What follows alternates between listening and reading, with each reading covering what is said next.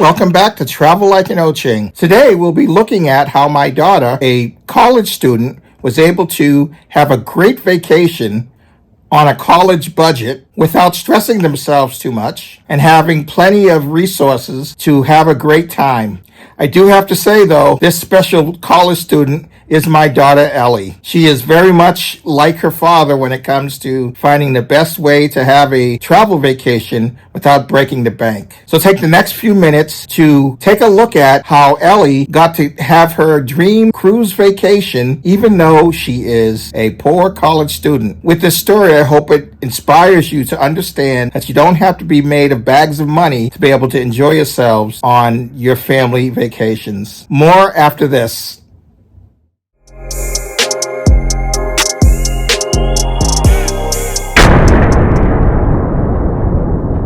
Hello, my name's Ellie Ochieng. I am Eric's oldest daughter. I am back on this channel just to check in on a trip I just took.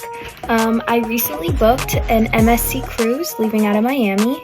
For those of you who aren't familiar with MSC, they are a cruise line that were originally based out of Spain but have come over to the US and are really trying to make a name for themselves over here among Royal Caribbean, Carnival, Celebrity, Norwegian, all of those cruise lines.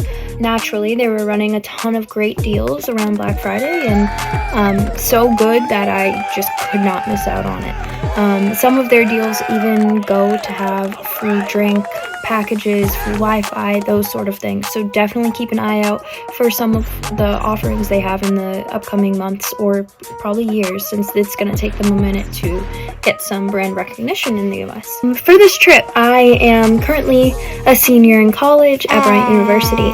So I am broke, and I love to travel broke. I think you have to be creative, but I also think that it forces you to be uncomfortable, and to still have a good time is always the goal at the end of the day, and luckily I did achieve that.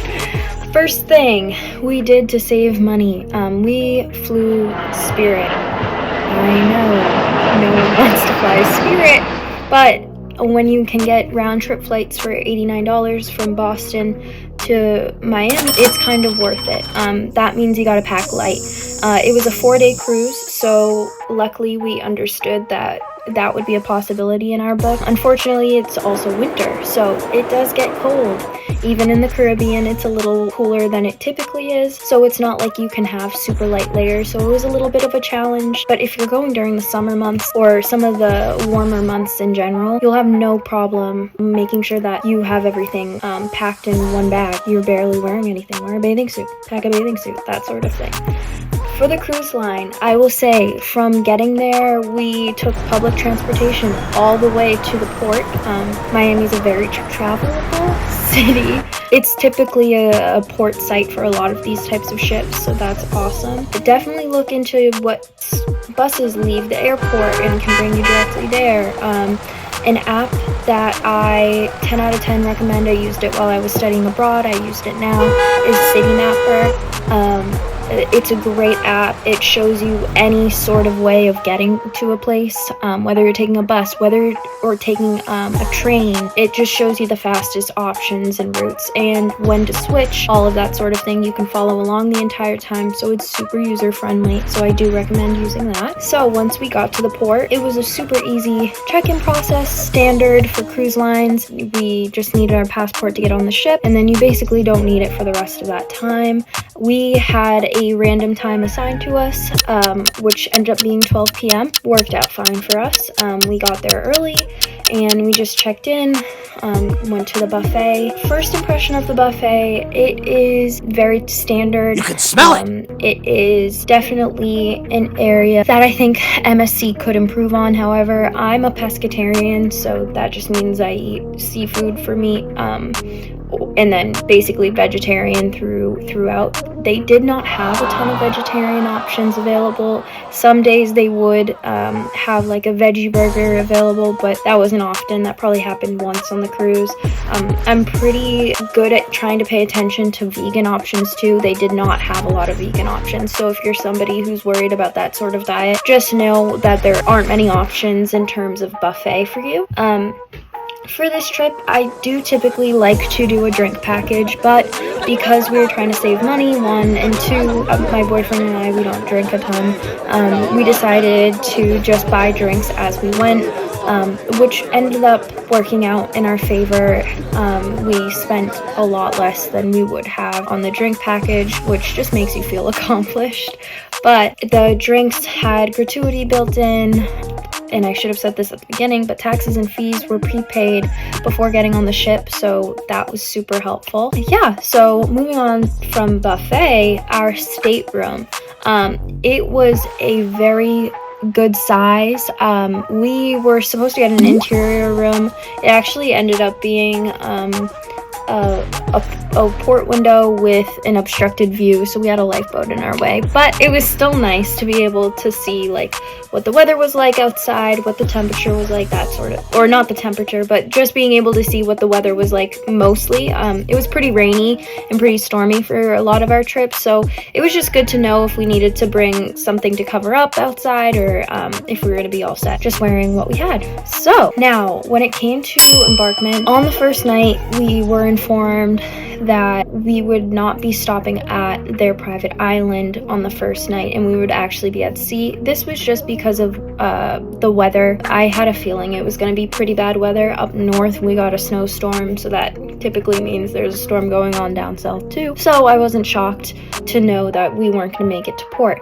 However, we were told that we were going to be there at port 7 a.m. the next day. So the second day that we were supposed to be at their private island, we ended up getting there at like 9:30, which is much later than we had anticipated getting there, which doesn't seem like that big of a deal, but when you already were told that we weren't going to be at port, we were going to have to be at sea, and the intention of that cruise was that it was going to arrive at the private island originally after the first night, it seemed weird that we weren't already there when we had done a whole day at sea and we were late, which is fine. It just cuts into your time on the private island. The private island itself is very nice. It's new. It feels very new. It would be a great place to visit in the summer. It was raining the entire time we were there, but it was very nice. MSC gave out ponchos, rain ponchos to everybody, so it made it easy to walk around. I liked it. It was snowing up north, so I was happy to be in the warm rain. So it worked out for me. I wasn't mad about that. Getting back onto the ship, it was a little slow. I don't know. Their machines kind of broke once, but it wasn't that big of a deal. They had it up and running probably within the next 15 minutes, but just standing in that line is whatever.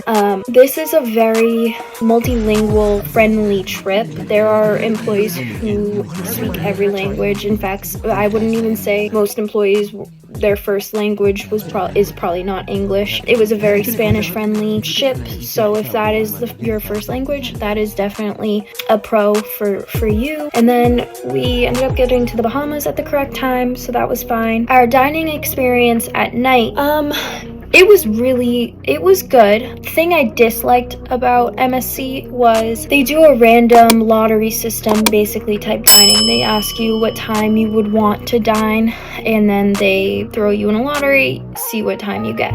So usually it's a staggered seating. When I've been on other cruises, I've been on a lot of other cruises. I've been on Disney, Celebrity, Carnival, and Royal. So I have an idea of how these seating processes work. But with this one, there were only 2 dining times. One was at 8:30 and one was at 6:30.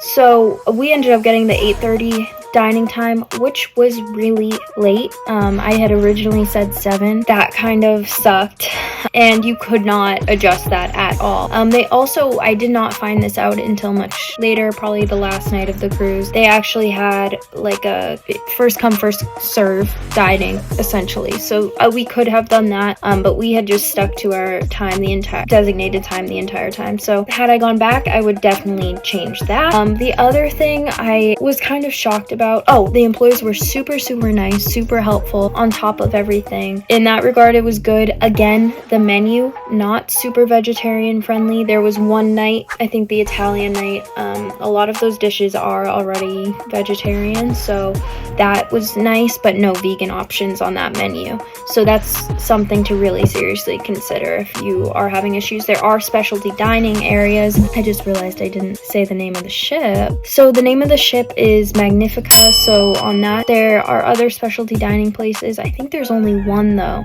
and it's like a sushi place. We considered doing it, but decided against it last minute. We were fine in the normal dining that they had, the complimentary dining that they had, so we just stuck to that. We did get to enjoy the spa services on the ship. I 10 out of 10 recommend doing this. It was a day we were at port, so we woke up early before we went out, and we got to go to their we got a day pass for like the adults only section of the ship. There were 2 wet saunas, both infused with different fruits. So one was coconut and the other was passion fruit, which was amazing. There were 2 dry saunas, and then they had like a room full of hot tubs, which was so nice. You could go back anytime during the day, so we were back and forth. Before we went out, after we came back onto the ship, it was really just a really nice way to spend our time, and it wasn't super busy, which I also appreciated. Great people, great conversations we had in that area too, so definitely don't miss out on that. They also would give out like at the top of the itineraries every day, they would go through what deals were running on the boat. Sometimes you could even get like free massages just to see if you would be interested in purchasing a massage later down the line, which I thought was a great way for them to promote probably one of their best features on the ship. There were a lot of things to do on the ship, but I would not say that this is the most family-friendly ship. Yes, they have, again, like a teen section, they have children's sections. However, it didn't look like they were being watched all that much. I didn't like this ship for nighttime policy. So on a lot of ships, they don't let kids or anyone under 18 be out past a certain time. You would not see this on Magnifica or for MSC ships. A lot of young kids were still running around at like 1 in the morning, which felt a little concerning, and honestly, I think that became kind of a problem the later we got into the cruise. On our night before our biggest port in the Bahamas, there actually was an announcement made at 4:30 a.m. in our cabins in search for someone, and then again at 6 a.m. in search for someone in our cabin rooms. So that was a rough night. I have never had that happen. I understand the safety measures that have to go into cruising, but it also just kind of felt like possibly could have been avoided if some people were maybe watched more carefully. Maybe people who are on the younger side who need to have parental supervision, or at least some sort of supervision on the ship. But it didn't seem like the workers had that much power. Oh, the ship also has a tennis court, which I thought was a super unique feature. It was way too windy for us to use it at all, but I'm sure on a nice summer day that court gets utilized. It had an indoor pool, which made it so much easier, I think, when it was kind of not the best weather out. That is a feature that I haven't seen on a cruise ship before, and that was really nice. A really cool area. The shows on the ship were amazing. They had very similar cast members play the roles overnight. They had new people come in and do performances. They had comedy. It was really awesome in that regard. But I will say, I think there could be more variety in the activities that happen throughout the day. There would be more value. You would get more value out of going on another cruise line to get those experiences. If you're looking for that on a cruise, then I would choose a different one. I think that for what I was doing, for the price that I got this cruise at, it was very much good value. I got a great trip. It was relaxing, and it wasn't too expensive. It was within my means, but I still got to travel and kind of be treated really well for a week. We had great housekeeping services. They don't leave you little towel stuffed animal, like little animals, which if you've been on a cruise, a lot of cruises do that. I was looking forward to that, but that's okay. And yeah, I would recommend it to somebody who is probably a little bit younger, maybe in their early 20s, 30s, somebody who does not have kids. They don't have the greatest program. They have a few clubs, which is awesome. Or I would recommend this cruise for an older couple. That's kind of where I stand on it. It's not necessarily a party boat, in my opinion, or a party cruise line. Maybe it's just the ship I was on. Maybe it's the timeline that I went. I did go in January, so that's not a typical cruising season, but that was what I observed. MSC Magnifica, definitely worth it. I would suggest spending a little bit more for an elevated experience.